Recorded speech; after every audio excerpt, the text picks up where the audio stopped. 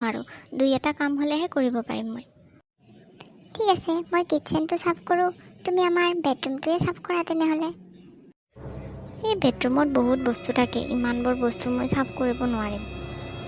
ঠিক আছে তেতিয়াহ'লে বাচনখিনিয়ে ধুই দিয়া, মই বাকীবোৰ কাম কৰোঁ। বেছি পানী লাৰি থাকিলে মোৰ হাতবোৰ ড্ৰাই হৈ যায়, মই এইবোৰ কাম নকৰোঁ।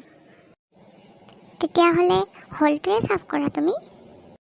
ইমান ডাঙৰ হলটো চাফ কৰিলে মোৰ ভাগৰ লাগিব, আৰু ৰজা থাকি মই ইমানবোৰ কাম কৰিব নোৱাৰোঁ নহয়। তেনেহ'লে কাপোৰবোৰ ধোৱা। এই ইমানবোৰ কাপোৰ ডেইলি ধুব লাগে, সেইবোৰ নকৰোঁ মই।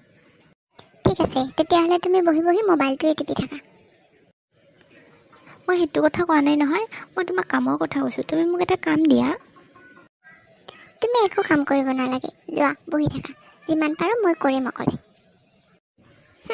কাম কৰিব খুজিলেও এনেকৈ কোৱা, হ'ব নকৰোঁ একো, কৰি থাকা নিজে।